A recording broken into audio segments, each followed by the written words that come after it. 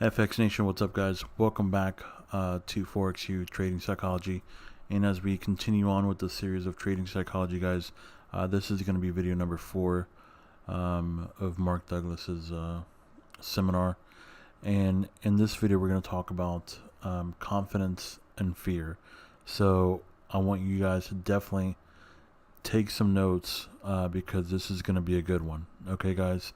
So again, here's Mark. In this fourth section, I will cover the underlying dynamics of confidence and fear so that you can build a framework for understanding how to create a carefree state of mind when you trade. Okay, the next section that we're going to get into is exploring the dynamics of confidence and fear. In other words, what was from this morning and just a little while ago, not so much a little while ago, but especially from this morning, what's the primary problem? Why do we have so much of a problem, or what creates the problem in a trade-by-trade perspective? In other words, if I'm looking at the market, if my technical indicator gives me a signal to buy right now, okay, if I'm not predefining my risk, if I'm hesitating, if I'm jumping the gun, if I put my trade on and I want to move my stop, what is it that's going on right now? What's compelling me to make these kinds of errors? Fear. And what's behind the fear? The possible negative mistakes that we've made in the past. Okay, but that's good. Yeah, because you don't want to get tapped into being wrong, losing, missing out, all that pain. But remember, I said what was a universal characteristic of all humanity in terms of how we feel about our expectations being fulfilled? Satisfaction. Well, yeah, no, when they are. But what I'm saying is that it's because I'm expecting this trade to work. Okay, I want you guys got to get this. Okay, the reason why I'm having a problem is because I'm expecting this trade to work. This trade. It's not because I'm thinking that I've got a series of trades. Remember the pattern with flipping the coin? The pattern is that if I've got an edge, I'll give you another example. Let's say that I've got a coin that's weighted heavier on the tail side, so that it's going to come up on a percentage basis 65% of the time heads.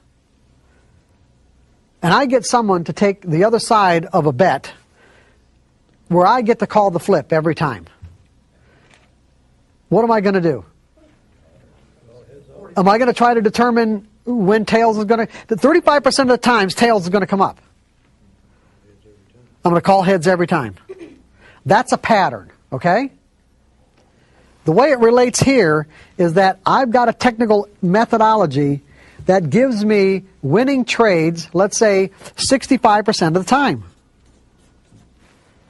I don't know which of the next 20 trades or 25 trades that come up, I don't know which ones are going to be the winners and which ones are going to be the losers. If I'm going to trade my methodology appropriately, it really obligates me to take every single trade. I can't be picking and choosing my trades based on what I think is going to happen because I've already established you don't know. And if you think you know, you're just making it up in your own mind.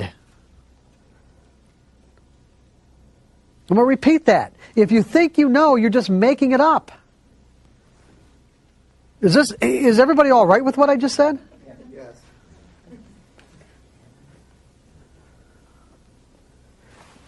And so it obligates me to take every single trade that comes up because I don't know which ones are going to be the winners and which ones are going to be the losers.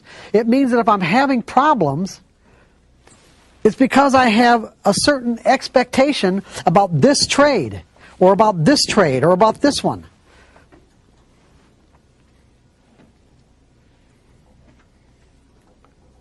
So what if I'm expecting a random outcome? What if I change my expectations? Will I feel differently about it?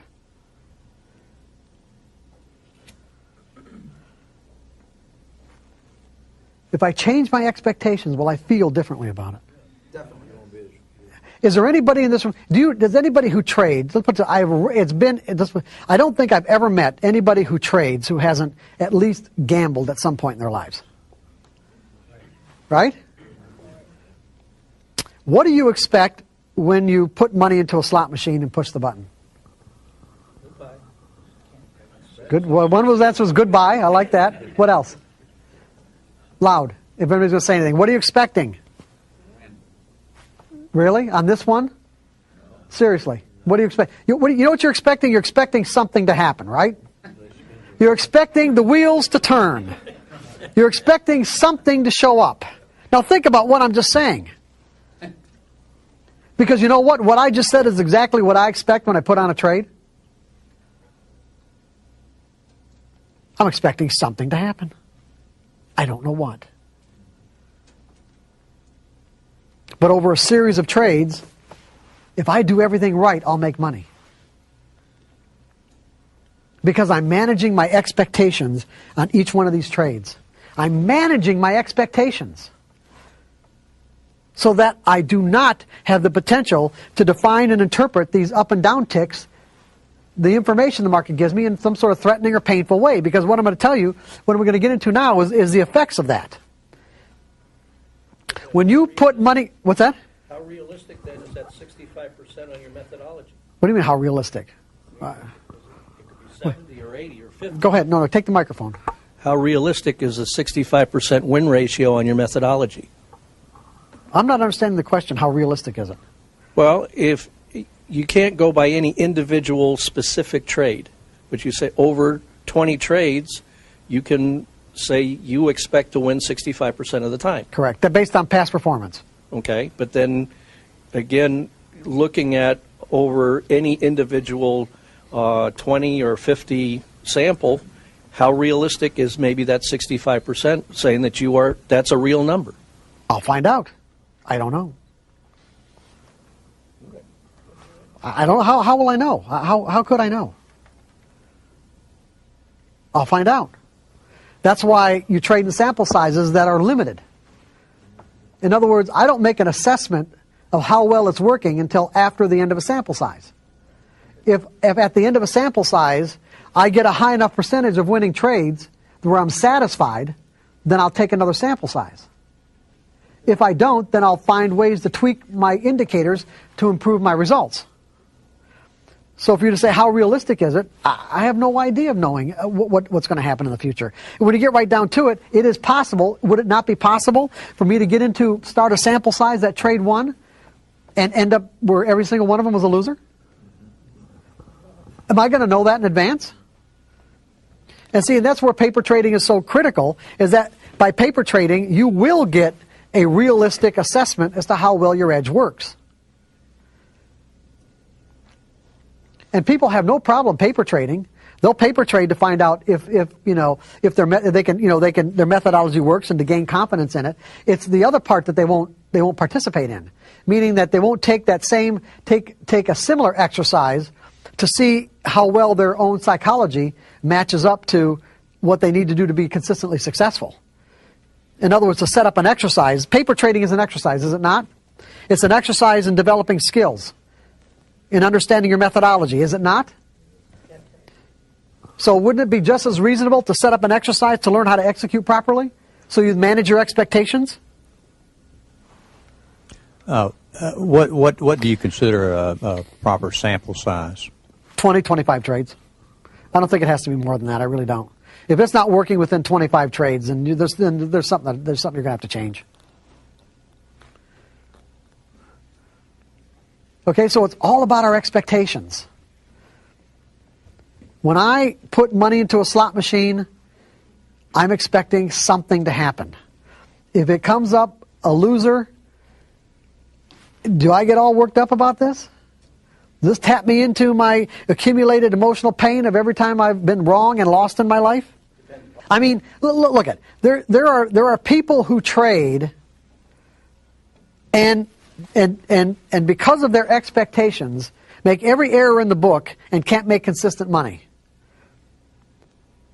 And the reason why is because of like I said, because of their expectations. And yet, if they put money into a slot machine, where essentially the only difference between technical trading and a slot machine is the fact that with a slot machine, you have to put your money in first and then wait for a pattern to emerge. With technical trading, you have to wait for a pattern to emerge and then technically put your money on the line. The problem is, because the way our minds think, we think that because the pattern emerged, that somehow or another it's giving us an edge on that particular individual trade. And there's just no way of knowing that. But over a series of trades, it does. So it's like technical analysis gives the individual the availability of being the casino. Technical analysis lets you own the slot machine because you've got the odds in your favor. The casino makes the slot machine available to us because they've got the odds in their favor. But to derive the benefit of those odds, you have to be able to execute properly. And you have to think about this properly. It is just a numbers game based on the odds. That means that you can't put an extraordinary, let's say an extraordinary amount of significance on each individual trade.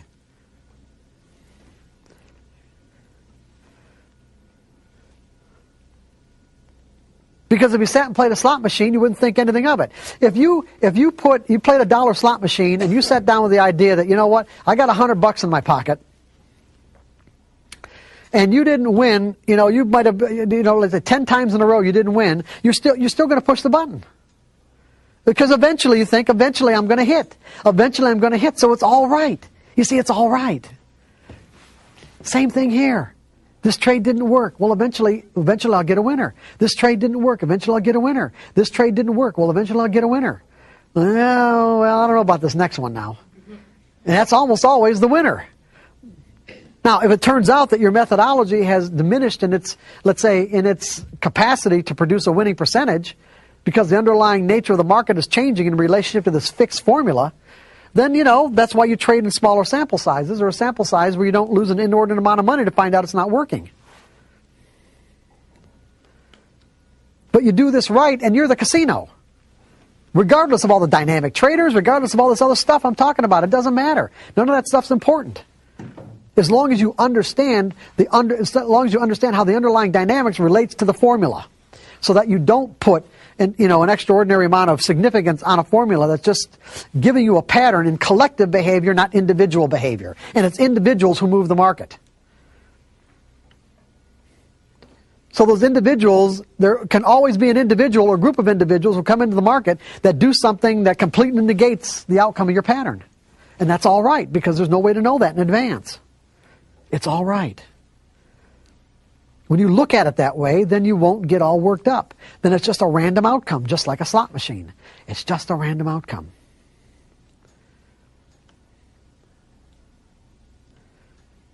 Because that's what you're expecting. You expect a random outcome, you got a random outcome, and there's no emotional significance.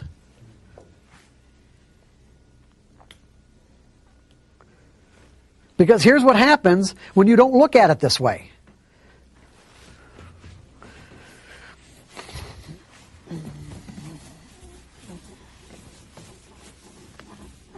Let's take a typical trader who's operating out of the 4 fears.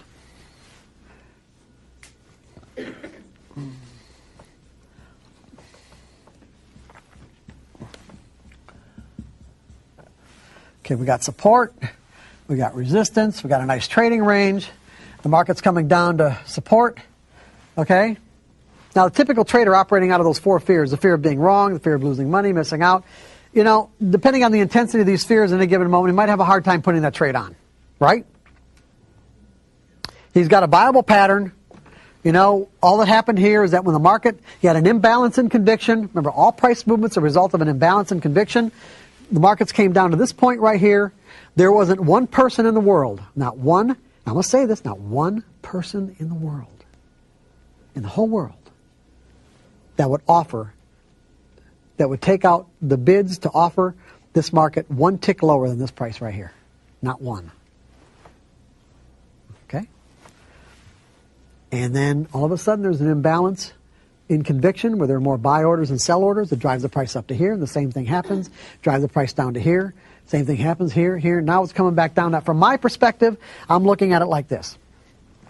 How much room do I have to give the market to tell me that the people who bought here and the people who bought here are going to come back into the market and do it again? Because right now there's an imbalance in conviction on the sell side. That means that enough orders, buy orders, have to come into the market to absorb all the offers, to absorb all those offers, with enough left over to create upside movement. Do I have any way of knowing whether or not they're going to come in?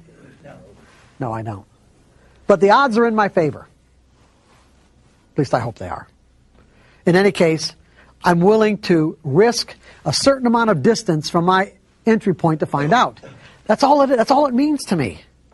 If they don't come in, it means, you know what, the guys that bought here and bought here, they might be out to lunch. And that happens. I am not kidding you.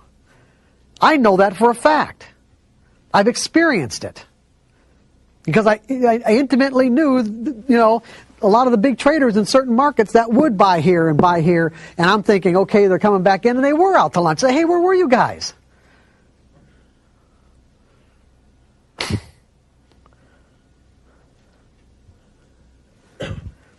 But to the typical trader that doesn't think this way, what's going to happen? If he manages to get the trade on, it's going to be because he thinks he's right. Because he thinks he knows what's going to happen next. Right? And he's not going to put in a stop, because to predefine his risk, how much money does he have to, how much room and dollar-wise, how much room, distance, of the dollar value of this distance that he has to give the market to tell him that this trade is either working or it's not. Or that to let it go any further isn't worth finding out. That's all it means to me. But he's not going to think that way. He's going to think, by gathering evidence, that this trade might not work. He might be talking himself out of taking it. And so by the time he actually manages to get this order in the market and buy somewhere in here, he has convinced himself that he's right.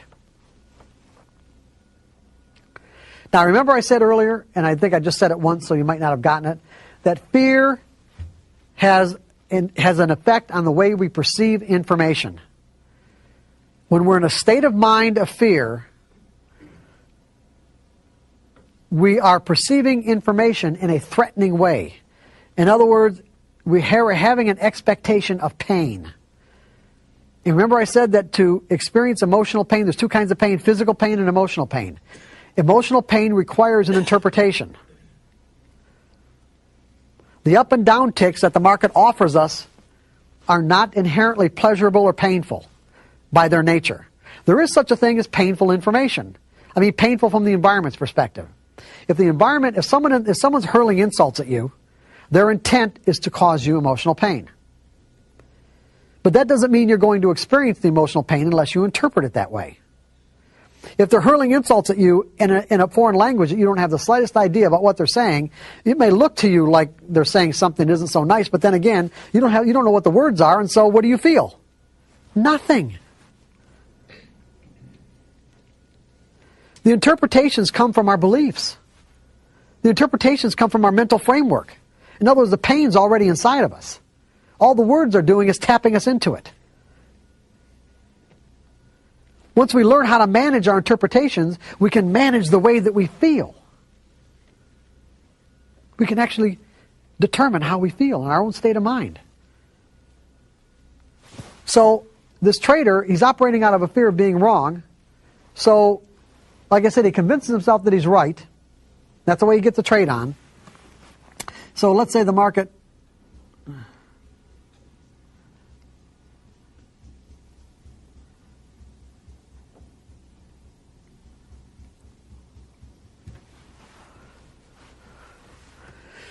now, I said that fear causes us to focus on the object of our fear, so that we end up creating the very experience we're trying to avoid. This trader is trying to avoid being wrong. Now, we have self-protective mechanisms. They can work at an unconscious level. There are mechanisms inside of us that will protect us from information that we perceive as threatening. It causes what is typically referred to as perceptual blindness, where there are things going on around us that we cannot perceive, even though we have the ability to perceive it, but we're being blinded from it. If I'm afraid of being wrong, what of the information that the market is making available to me, what am I going to focus my attention on, the upticks or the downticks? You're right, the upticks, not the downticks. Meaning that what I will do is I will place an inordinate amount of significance. In other words, the way my mind will automatically weigh this information in terms of what's significant and what isn't, it will give more significance to the upticks than the downticks. Because every time I get an uptick, it will be taking me out of my pain. I'll say, oh, it's finally all over. And then we'll get more downticks. And then we get a couple upticks and say, oh, it's finally all over. In other words, what my mind is doing to protect me is saying that these few upticks are far more significant than all these downticks. Now, do I have the ability to recognize a trend? In other words, being able to define and recognize a trend is one of the most fundamental characteristics of learning technical analysis. A trend is a series of higher highs and higher lows, or lower highs and lower lows. But in this moment, am I able to recognize this as a trend? No, because I'm too focused on getting myself out of the pain, which means that I'm focused on these upticks. Now, our trader's operating both out of a fear of being wrong and a fear of losing money.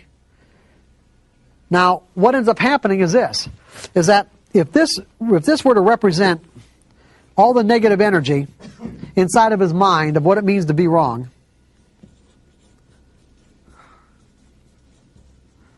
there's also negative energy inside of his mind about what it means to lose.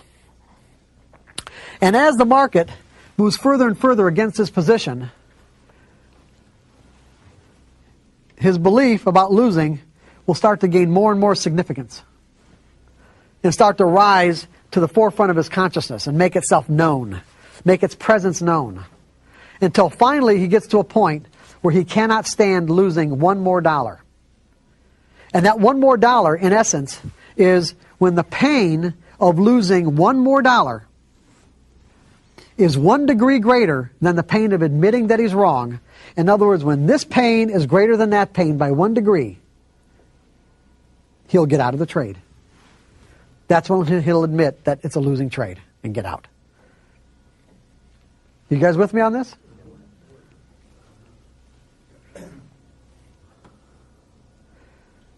Now, he would say that the market did this to him. But what I'm saying is that is blatantly not the case. His fear did that to him. He created the very experience he was trying to avoid. He was trying to avoid being wrong, and he made himself wrong. And ultimately, this is always the spot where the market, where the market does that anyway.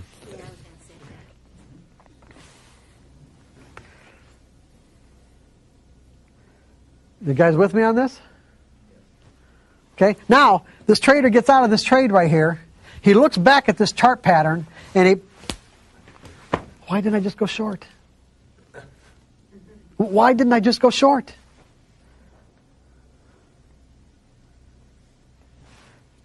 The ability to recognize this as a downtrend, or let's say he was blinded from his ability to recognize this as a downtrend. The distinction existed inside of his mind. In other words, he can actually make the distinction of what a downtrend is. But in that moment, while he was in that trade, he was blinded to his own distinctions.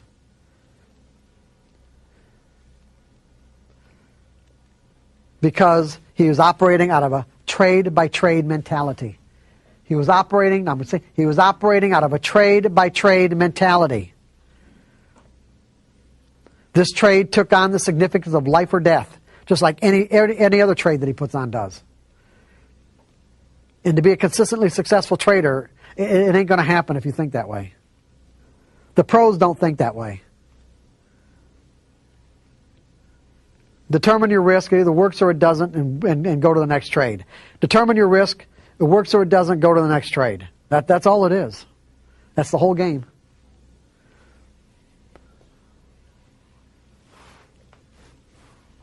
Now, let's say that this doesn't happen, but this happens. Let's say instead of it going against him, that the market does this. Now what ticks do you think he's going to be focused on, the up or the down ticks? The market's doing exactly what he wants, by the way. Now the market is doing exactly what he wants. And what ticks do you think he's going to be focused on? The down ticks. And why the down ticks? Because he's been in too many times of trades where the market has taken away his profits. And so he places an inordinate amount of significance on every down tick, and in essence ends up doing what?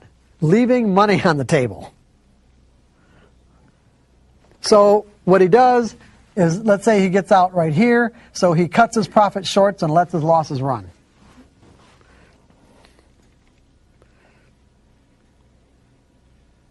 In Chicago vernacular, this is called shitting like an elephant and eating like a bird.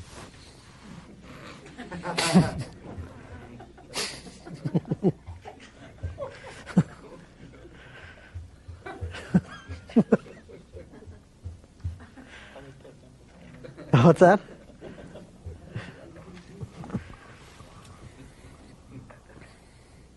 Now, if this trader had a belief in a random outcome, that he didn't have to know what was going to happen next to make money, would he have these problems? What would he be expecting if he had a belief in a random outcome? That there was just a random distribution between wins and losses on any given set of variables that defined his edge. If he believed that, if he believed that it only took one trader somewhere in the world to negate the positive outcome of his edge, if he believed that no matter what reason he thinks he has for putting on that trade, that the reason why it works or it doesn't work will almost never correlate to the actual reason that he conjured up, if he believed all these things, how would he be handling this? Come on, how would he be handling it? Tell me. Well, he would have a plan, or in my words, I like to use the word strategy. Okay. When he got into the trade, he's going to say that, okay, when it reaches this level right here, I'm going to get out. If it goes down to this level down here, I'm going to get out.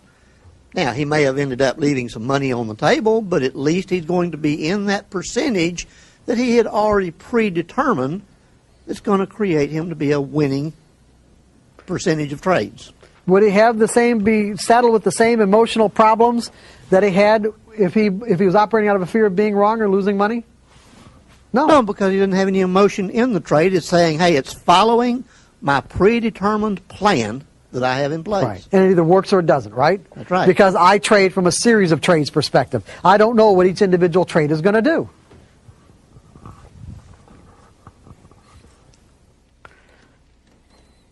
This is the way the pros do it, by the way. This is thinking like a pro. You want to make consistent money, this is the way you're going to have to think. Otherwise, you already know what the problems are. Trading will take on a quality of being exasperating because you can see the potential and it seems like you're always just like that close from getting it and you never get there. How we feel, our state of mind in any given situation is always real and the absolute truth. Now, I want you to make a distinction here. At any given moment, we're in a state of mind. State of mind could be any number of things. We have a lot of ways to define states of mind. It could be a state of mind of like satisfaction, dissatisfaction, happiness, joy, fear, terror. These are all states of mind. Confidence is a state of mind. As a state of mind, confidence, when I'm confident, I feel compelled to step into a situation. It thrusts me forward into an experience. Of course, if I'm fearful, then what am I doing? I'm pulling back because I feel threatened in some way. I'm perceiving the information that's available in that moment as threatening. But you got to remember, for me to perceive it that way, it means I'm interpreting it that way. Here's where people get real mixed up about this sort of thing. Is that the state of mind that we experience in any given moment is always the absolute truth. You can't deny the fact that if I'm feeling fearful right now, then I'm feeling fearful. That's just the way that it is. I'm in that state of mind. The particular interpretation that got me into that state of mind, however, could be completely dysfunctional. You guys with me on this? The interpretation that comes from what we believe could be completely dysfunctional. You see, as passive technical traders, if we believe that somehow or another our methodology is telling us what's going to happen next on any particular trade, the reason why we're having problems is because that is a dysfunctional belief. It was never true.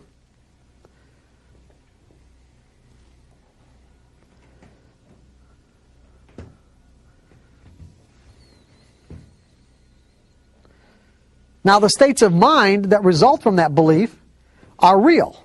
So, for an example, if I put on a trade and it turns out to be a winner, I think that I'm right. And as a result, I feel great. If I put on a trade and I think that I lose, well, then I feel like crap because I was wrong. The reality is neither one was really true. Because when you win, you weren't right. And when you're wrong, you weren't wrong.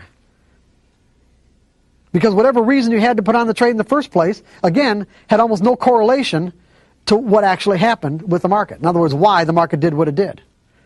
You just happened to put on a trade at that time that worked. And all technical patterns do, technical indicators, I mean, price patterns, is get you into a situation where there's a likelihood that when you get into that trade, it'll work. That's all they were ever represented to be. You understand what I'm saying? That's all they were ever represented to be. I'm not saying they don't get, screwed up somehow in terms of the way people represent them, but that's all that basically they ever were. It's not on a trade-by-trade basis. Now we're going to get into the last part of it. We're heading down to the home stretch, guys. Heading down to the home stretch. Are we all right up to this point? As far as anybody have any questions about fear and confidence and the relationships that we're talking about? That what we're talking about is the fact that we've got to, if we want to think like a pro so that we can experience the kind of results that the pros get, which are consistent, it means that we have to change our perspective from trade by trade to series of trades. Does anybody have any questions about that and why that's essential? So if you know that, why do we have to go to a series of trades perspective? Why?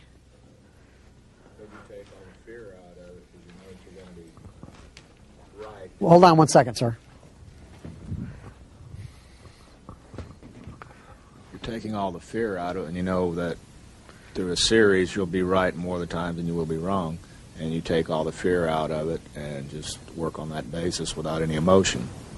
Correct. And why isn't there any emotion? Give me specifically why you think there's no emotion. Well, you're doing it out of more of a mathematical concept and not, I think it's going to do this. You're taking it's either going to be right or it's going to be wrong, and you either walk away or stay in it. I want you to use the words expectations in your answer. Okay? I don't really have any. I don't have any expectations. It's either going to work or it's not. Yeah. In other words, this particular trade, you don't know what you think something's going to happen, but you don't know what. Right. When you put money in a slot machine and push the button, you think something's going to happen, but you don't know what. And if it comes out to be the jackpot, well, hey, that feels great. You're surprised, right? When I put on a trade, I feel the same way. Literally, I don't know. I don't have to know. I just have to do what I need to do to make money on a consistent basis, which means I have to take every one of these trades. I can't pick and choose. The only reason why I pick and choose is because I think I'm right. So when you change your perspective from a trade by trade to a series of trades, it automatically manages your expectations in a positive way. I'm going to set this up for you as an exercise in a little bit, okay? But I just want to make sure we're anybody else have any questions about any of this? So you know, so in other words, what are we doing at this point then? So you know where you want to go, right? So do we know where we want to go? We want to get to a point where we are actually changing the way that we think. When you walked in here this morning, you didn't think like a pro, did you? Now you have some idea of what it means to think like a pro, right? Come on, yes or no? Come on, guys, give me some response. Okay. How are we going to get there? Now we might understand it. How are we going to get there?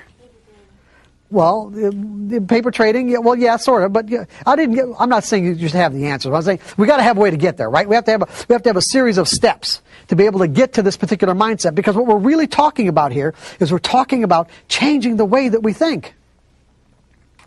Now, that can have some profound implications, right?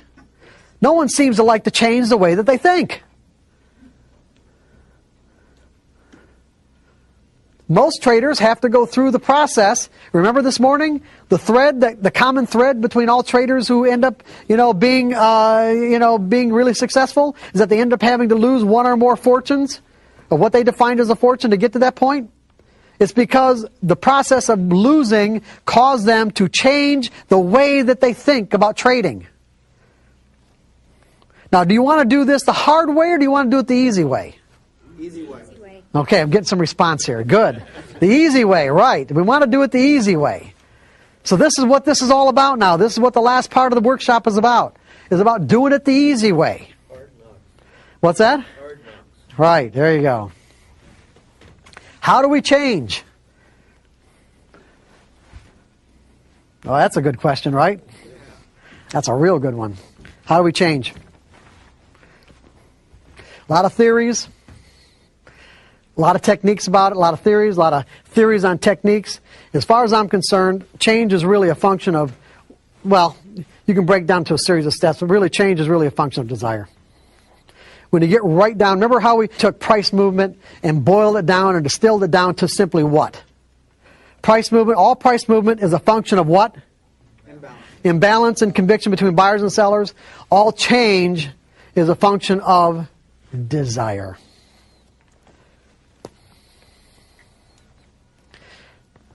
If the desire is there, you'll find a way to facilitate the change.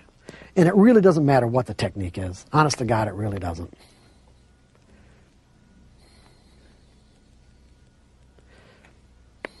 I'll give you an example right here. Probably one of the most extreme examples I could come up with. You can, by the way, what I'm going to read you right now, I got off of Yahoo. And you can go Google this kid and find out more about him yourself, okay?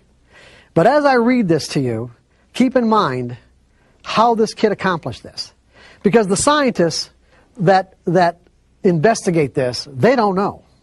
They can't figure it out. To me, it's easy. The kid's desire was so intense that he managed to find a way. This is Lincoln, Nebraska. Bryce Mellon is a whiz at video games such as Mortal Kombat. Is anybody familiar with Mortal Kombat? I'm not into video games, though. Well, not those video games anyway. Mortal Kombat, okay? Got some people? Is this a tough game? Yeah? It's challenging. Challenging, okay. In that regard, the 17-year-old, and he's a little older now, this was a couple of years ago. In that regard, the 17-year-old isn't much different from so many others his age. Except for one thing. He's blind. And as he easily dispatched foes who took him on recently at a Lincoln Gaming Center, the affable and smiling Bryce remained humble. I can't say that I'm a superhero, he said, working the controller like an extension of his body. I can be beat. Those bold enough to challenge him weren't so lucky. One by one, while playing Soul Calibur 2, which is another game, their video characters were decapitated, eviscerated, and without mercy by Bryce's on-screen alter ego. I'm getting bored, Bryce said in jest as he won game after game. Blind since birth, when his optic nerve didn't connect because of Leiber's disease, Bryce honed his video skills over the years through patient and not so patient playing, memorizing key joystick operations and moves in certain games while asking lots of questions, paying particular attention to audio cues. He worked his way up from games such as Space Invaders and Asteroids into modern combat games.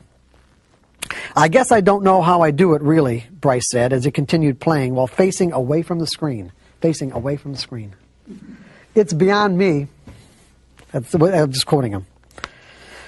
Bryce knows this much. He started playing at home when he was about 7. He enjoyed trying to play, but he wasn't very good at first, said his father Larry, but he just kept trying. He broke a lot of controllers. When the questions of broken controllers comes up, Bryce flashes a smile and just shrugs. I used to have quite a temper, he said. Me and controllers didn't get along very well. Now we get along just fine. While playing Soul Calibur 2, Bryce worked his way through the introductory screens with ease, knowing exactly what to click to start the game he wanted. He rarely asked for help. Once the game started, he didn't need any help. How do I move? An exasperated opponent, Ryan O'Banion asked, while doing battle, which his character was frozen in place. You can't, Bryce answered before finishing him off. That's what happens. That's why I don't play him, O'Banion said after his blood-spattered character's corpse vanishes from the screen. How Bryce became so good is a mystery to his father. He just sat there and he tried until he got it right, Larry Mellon said. He can't ever complain to me or anyone else about how hard it was. Bryce hangs out any chance he gets at the Dog Tags Gaming Center in Lincoln, opened last month. Every now and then, someone will come in and think that he can beat the blind kid. That attitude doesn't faze Brian. I'll challenge them maybe if I feel like a challenge. He said, displaying an infectious confidence. I freak people out by playing facing backwards. There's nothing he likes better than playing video games. He will be a senior in high school next year after graduation. He plans a year off because he wants a break from school. And when he goes to college, he wants to study what else? Video game design. This is just an extreme example, but I think a really good one, that all change is a function of desire. If you want it bad enough, you'll find a way to do it. If you want to be able to think in probabilities because you want to be consistently successful, you will find a way to do it. I'm going to give you ways, but what I'm saying is that you will find a way. If you don't, then it's that simple. You won't. It's like almost every, let's put it, the traders, when I was doing coaching, the traders that I worked with fell into the two basic categories, and there almost wasn't anybody in between. The first category would be traders who were already consistently successful. They already knew how to win, and what they wanted was fine-tuning. So they'd go to a trading coach like myself to find some really creative ways, let's say, to fine-tune themselves where they can actually make more money than what they were already making. And then the other category was desperation and I'll do anything. The all do anything. Everyone in between, no way.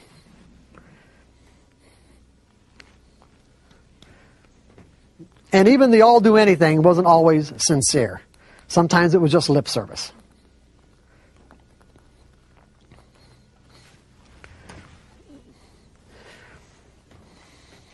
Change is also a function of the degree to which we change, is also a function of the clarity of your intent. In other words, you can have the desire, but your intent has to be really clear. Because when you think about the whole concept of changing, what you're really saying is that I'm willing to let go of a certain portion of my identity, in a way. Of some part of myself that, I obviously operated out of for X number of years or months or whatever, maybe put a lot of energy into, and you got to be willing to let that go. Is it even possible to change a belief? How about it? Is it possible to change a belief? I mean, it happens all the time, does it not? Is there anybody in the room who did not grow up, like this is just a simple example, a simple illustration. Is there anybody in the room who did not grow up with a belief in Santa Claus? Is it most everybody did? Just an example. If you believed at some point in your life in Santa Claus, where's that belief now? What happened to it?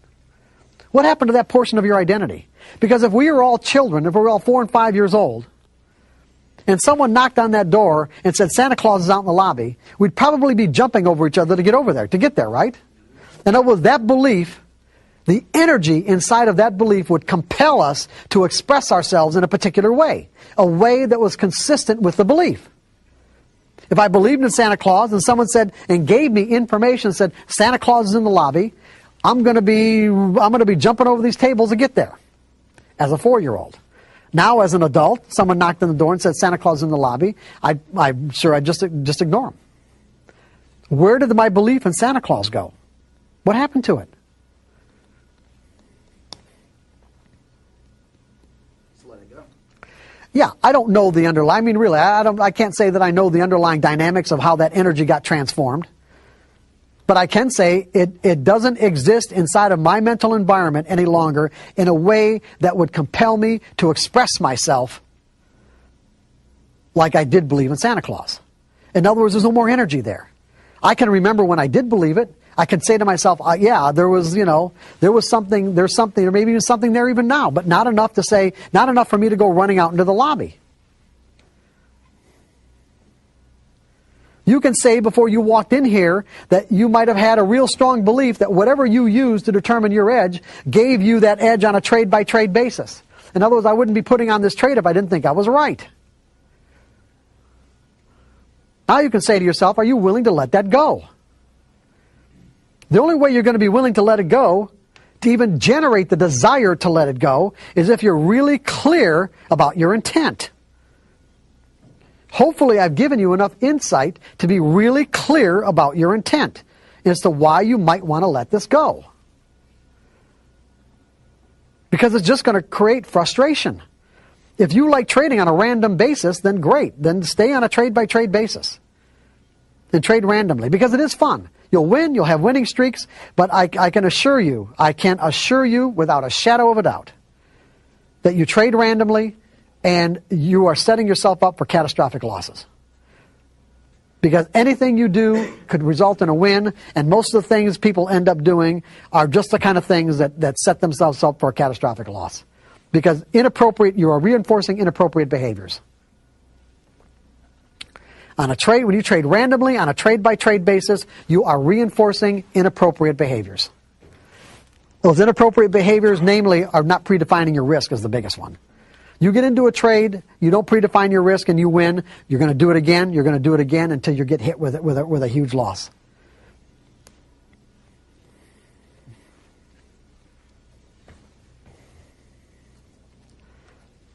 And sometimes those are really hard to recover from. And in fact, for most people, they're almost impossible. Not that you can't, it's just that they just don't have the resources for it, nor do they have the desire or the inclination to do it. They just walk away.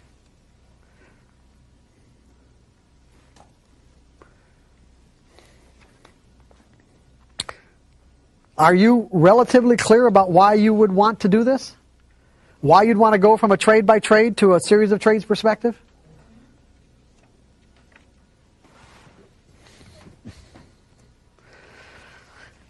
Sincerity. See, you need the desire, you need the clarity, and you need the sincerity. It can't be lip service.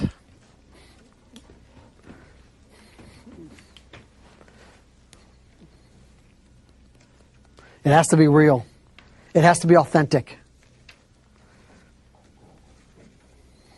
As a matter of fact, I'm going to say to you that based on my experience, if you're clear, if the desire is there, it's genuine, the clarity of your purpose is there, it's unconflicted, and so the sincerity is there, it will virtually happen automatically. That is the technique for change.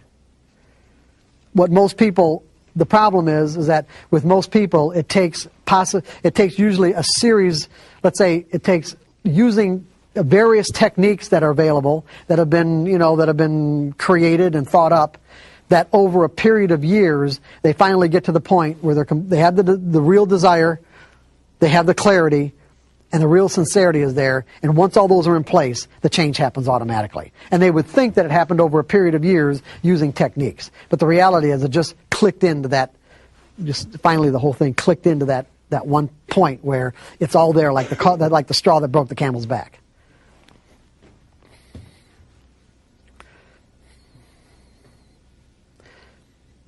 I mean, a good example would be about what I'm talking about in terms of how clear you have to be in some cases, because some of the energy that you want to move out in terms of a conflicting or dysfunctional belief, it could be really strong energy.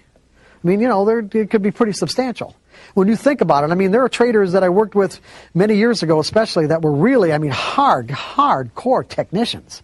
I mean, these are really hardcore guys that just, I'm not even going to mention the techniques they use, but it's like, well, I'll get Elliott wave casualties. I mean, they were guys that were just, there was a time in the late 80s and early 90s where a lot of my off the floor traders were what I call Elliott wave casualties, and and because these are guys who just who love to analyze, and when they start understanding the difference between analysis and execution, and also the underlying dynamics of the market, it's like they had to get to a point where the realization that they'd spent 10 years or 8 years and thousands or tens of thousands of dollars on analysis and workshops and seminars when none of it was, or very little of it was really necessary. I mean, they had to reconcile all that stuff, and that wasn't an easy thing to do. That wasn't an easy thing to let go of. It wasn't an easy thing to say, okay, it was all right. I know what I need to know now, and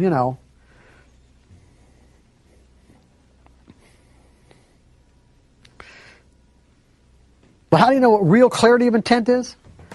Imagine yourself being held underwater. Imagine yourself being held underwater. And as your air starts to run out, second by second, it gets to the point where you believe that if you don't get a breath of air right now, you're going to drown. That is a point at which every fiber of your mental being is aligned 100% with your desire for that next breath of air. There's no conflict. There's no hesitation. There isn't anything that argues inside of you for anything else other than that next breath of air.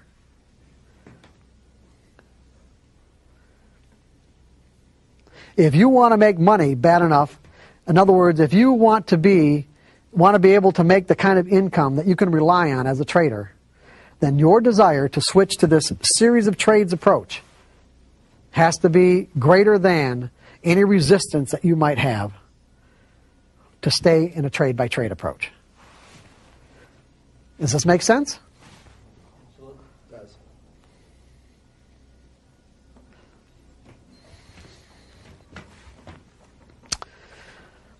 Degree of conviction. I just basically gave you that too. How much energy is behind your desire. Energy moves prices in the market. I mean, what moves prices? An imbalance in conviction. What does conviction imply? Conviction implies energy. Energy. I am not going to bid a price up to a next highest level unless I think I know what the hell I'm doing and that I can make the market go further, or someone else is going to come in and help me out. I have to have conviction to do the opposite of what it takes to make money, meaning buy high instead of buy low, or sell low instead of sell high. My conviction in the future has to be greater than the guy on the other side of the trade. Conviction moves prices. Conviction will move energy inside your mental environment.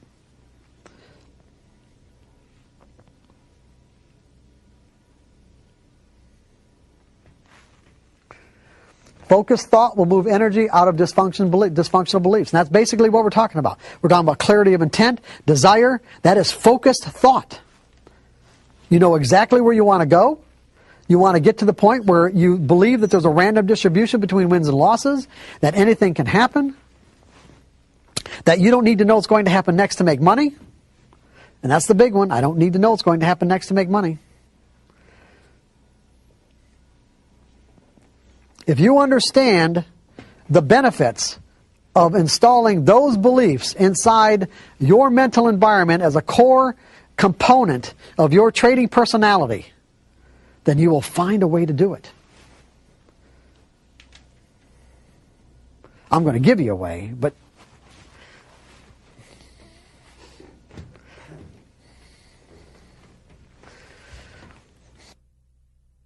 self-discipline. Self-discipline I define as simply making a conscious commitment to pay attention to what you are thinking, saying, or doing in relationship to what you're trying to accomplish in any given moment.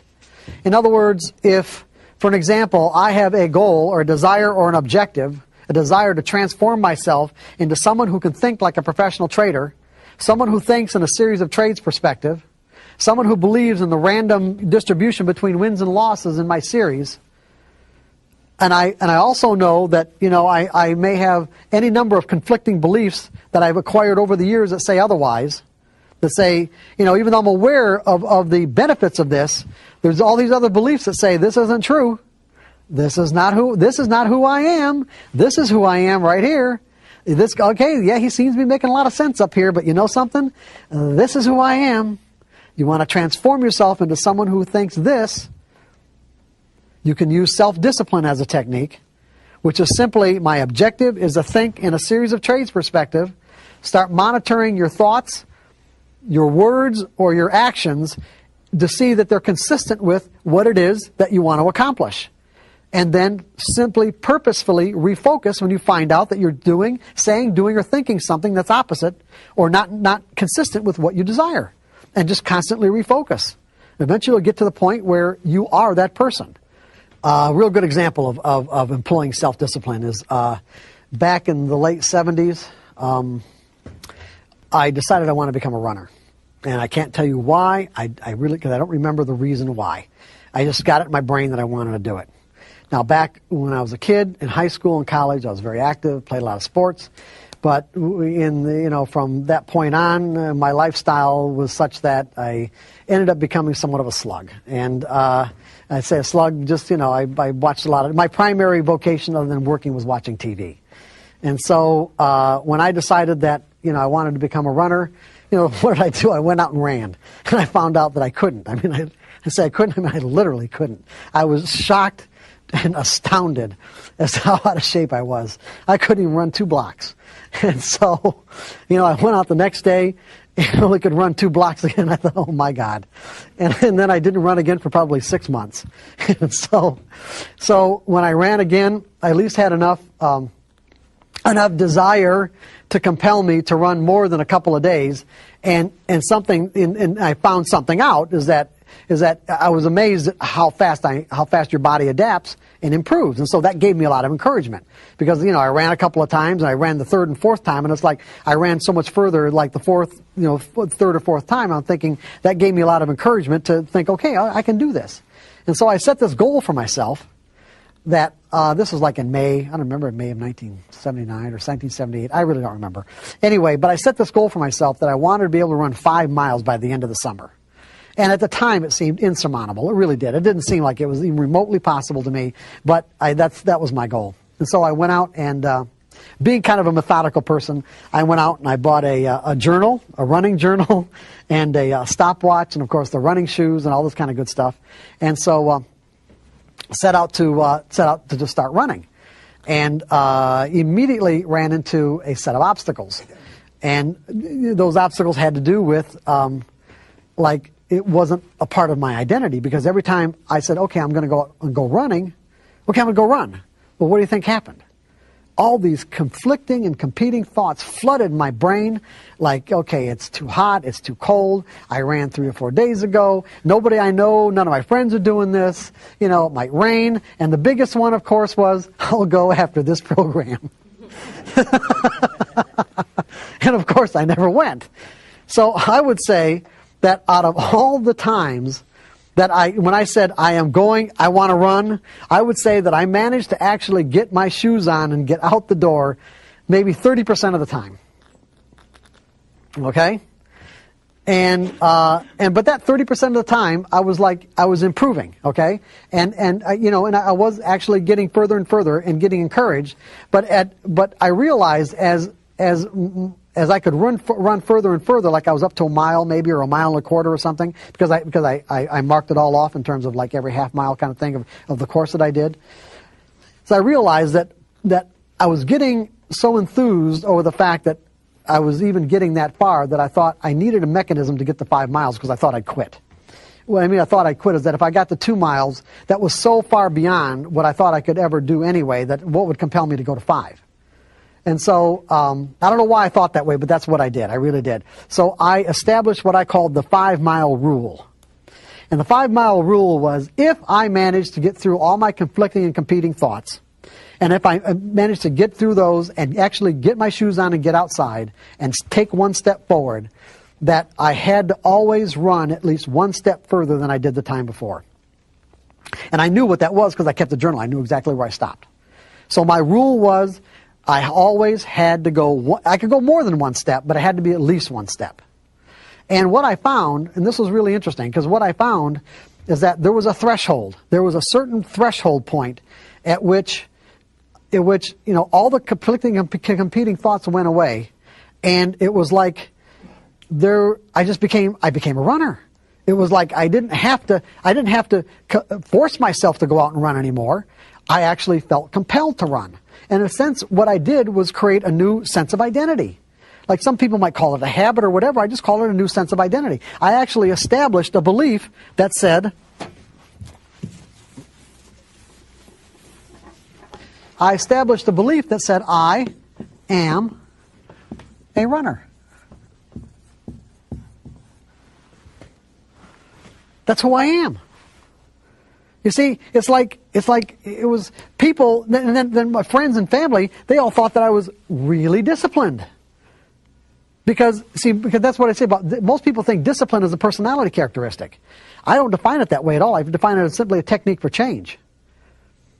Because when we see somebody doing something that we can't do, that we'd like to do, but we have a problem with it, we just naturally think that they have the same kind of problems and that they're being disciplined in doing it. And that's not the case at all. If you're doing something effortlessly, it's because it's who you are. There was a threshold point, like I said, where all the conflicting energy just completely dissipated. And instead of me having to consciously say to myself, oh, I'm going to go out and run, I actually felt compelled to run. Then I got to the 5 miles, and then I got to the point where I was running so much that I actually had to establish a corollary belief to learn how to listen to my body, because there were days when my body was basically saying, hey, this is not a good day to run, and give yourself a rest. And that had to be all right. But for a while it wasn't, because when you start injuring yourself, then you know you're overdoing it. So I actually had to establish a belief that it was all right not to run. So it went from conflicting and competing thoughts to this is who I am. And now it's effortless. Completely effortless. There's no conflict at all. That's what you're going to have to learn, or that's what you're going to learn how to do with your trading. You're going to learn how to put on a sample size of trades where it becomes completely effortless, where there's no conflicting or competing thoughts about what it is that you're doing and why you're doing it. It wouldn't even occur to you to make the kind of mistakes that you typically make now. That's what you want to do. You want to get to the point where it doesn't even occur to you. It doesn't even enter your brain.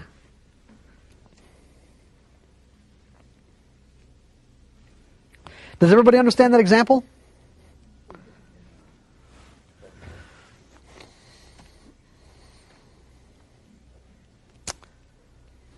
And like I said, when you realize that you're not appropriately focused on your objective, meaning you notice that you're either thinking, saying, or doing something that's inconsistent with what you're trying to accomplish, you deliberately refocus your attention on the object of your goal. Just do the best you can.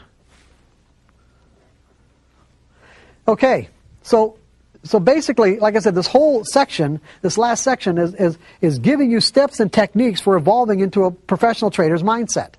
So what you want to do is you want to resolve. In other words, say to yourself, my desire is to be a certain way so that I can make a consistent income from my trading, something I can rely on. So I resolve to stop analyzing or trying to figure out if the current opportunity to put on a trade is going to work. Resolve to stop doing that. And when you find yourself doing it, consciously refocus your thoughts that analyzing is not beneficial in any way. As a passive technical trader, you are dependent on the behavior of the traders to make your trade a winner, and you are using a mathematical formula or price pattern to predict what they will do. Math formulas or price patterns don't know the intentions, objectives, or reasons why the individual traders who are capable of moving prices behave the way they do. As a result, you will almost never know the real reason why any particular trade worked or not. There's nothing to analyze. There's just nothing to analyze. Nothing. There was back when I was in commercial casualty sales, there was a sales course that I bought by Zig Ziglar. Everybody know who Zig Ziglar is? Okay. And there was a part of this sales course where Zig Ziglar was talking about the exact right moment to ask a closing question to close a sale. And he said he's trying to get people to understand when that right moment is. And when you know where you're at that right moment, Zig Ziglar paused and there was silence, and then he screamed, "Shut up!" He screamed out much louder than that. "Shut up. The first person who talks loses." In other words, when you ask that closing question as a salesman, shut up and don't say a word, because if he said the first one who talks loses, and that was the truth. That worked.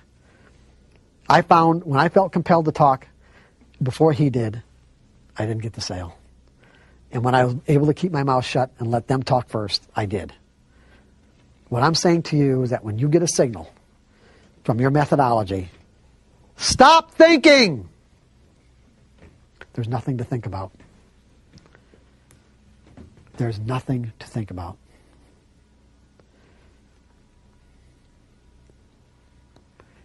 Do you understand why I said that? Just put on the trade. There's absolutely nothing to think about. Just put the trade on.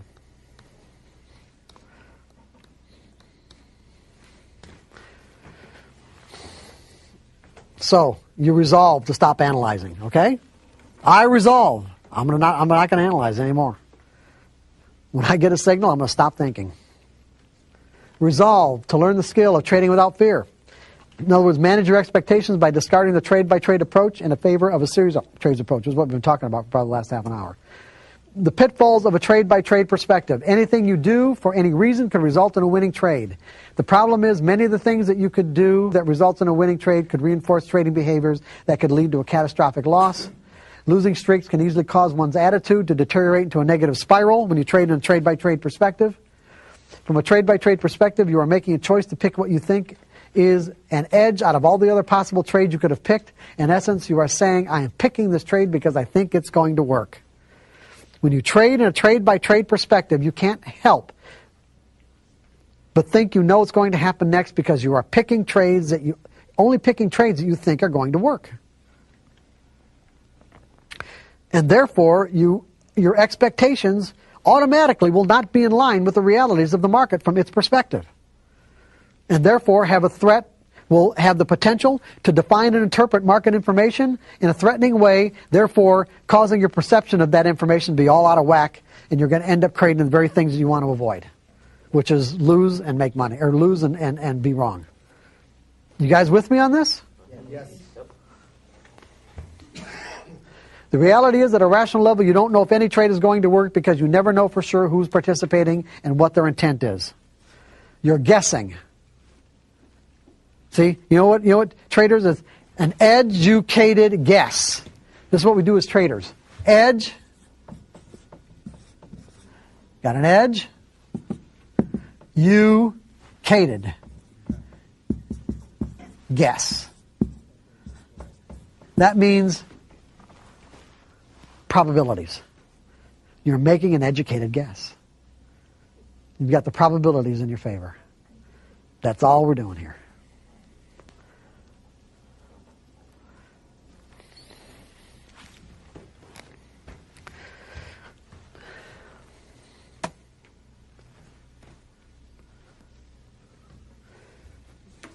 With a specific expectation of the outcome, any market information that doesn't conform to what you expect will be perceived as threatening. You will be trading with fear.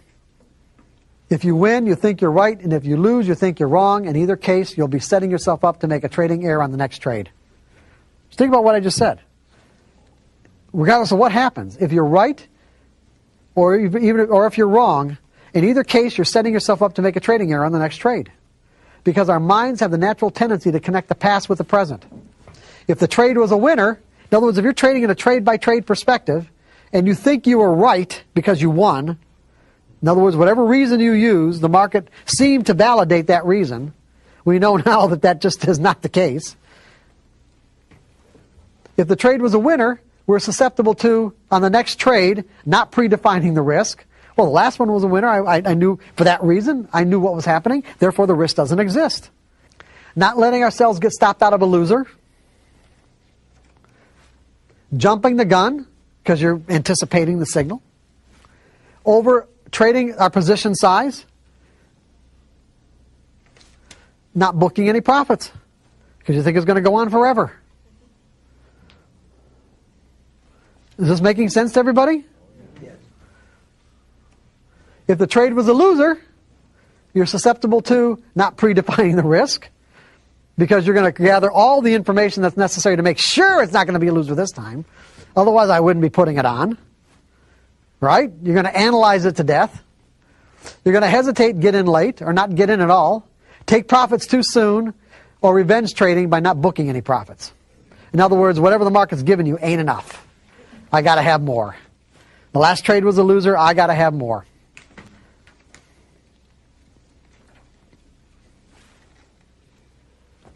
The benefits of a series of trades perspective. You know exactly what behaviors serve your purpose and what behaviors do not. You cannot trade in a series of trades perspective with a trading plan and not know exactly what behaviors will serve your purpose and what behaviors will not. Because everything's planned out. You're either following your plan or you're not.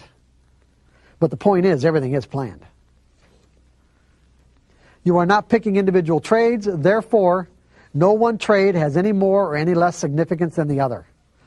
The next trade, this trade, they're all just trades. None of them have any more or any less significance. You will gain a sense of freedom to flow in and out of your trades without conflict because you are not living or dying on the outcome of any particular trade. By reducing the number of variables, you will be learning what works and what doesn't. By truly accepting that the outcome of this trade could be different than whatever happened the last time, you are positively managing your expectations. Now think about what I just said. By truly accepting. What does it mean to truly accept? It means that there's no other part of your identity or consciousness that is in conflict with accepting the fact, genuinely accepting the fact, that this trade could have a different outcome than the last one. If the last trade was a winner, it means that this trade could have a different outcome. It could be a loser. If the last trade was a loser, it means that this trade could have a different outcome. It could be a winner. You see, our minds don't feel like there's anything wrong with you by thinking in the previous way, because our minds are wired to think that way. Our minds are literally wired to connect the two. That's why it's so difficult for many people to break through into this ability to think in probabilities and to break into this threshold of consistency. Is because we're working in some cases against natural wiring. It is natural for our minds to say, if this is what happened the last time, if the circumstances are identical or similar this time, then the same thing is going to happen. What I'm saying to you is that you have to step into an exercise where you consciously disconnect the two. In other words, your whole purpose is to disconnect this now moment from what happened the last time. Because there is no connection. The reality is there's no connection. That's the truth. You just can't let your mind think that there is a connection.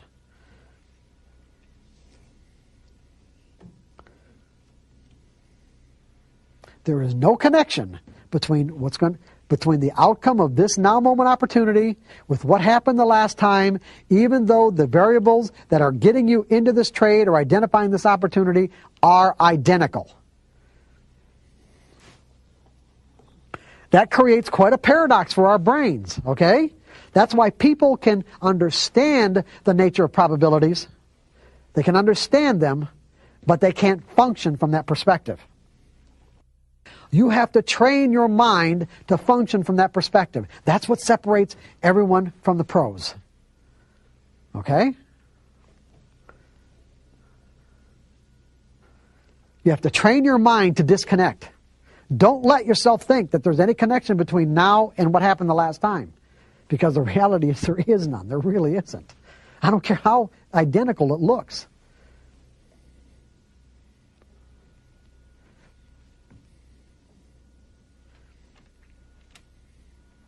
You can use the same mathematical formulas and criteria in those formulas that apply to market data and come up with these patterns, but I guarantee you the traders that are operating in the market now are not the same traders, identically at least not the same traders as the ones that operated the last time.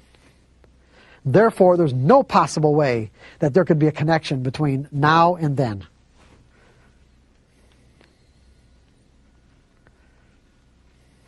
There's just no possible way.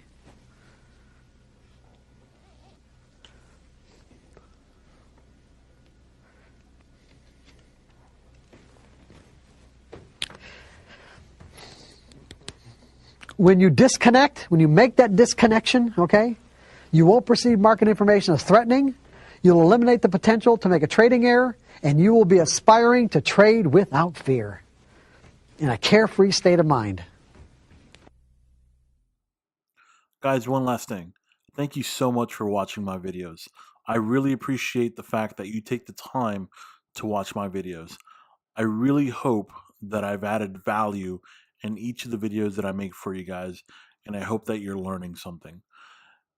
As always, guys, please make sure you subscribe to the channel. Please like and share the videos if you found value in them. And also, don't forget to visit our website at www.fxntradinggroup.com. Once again, guys, thank you so much. I'm truly blessed.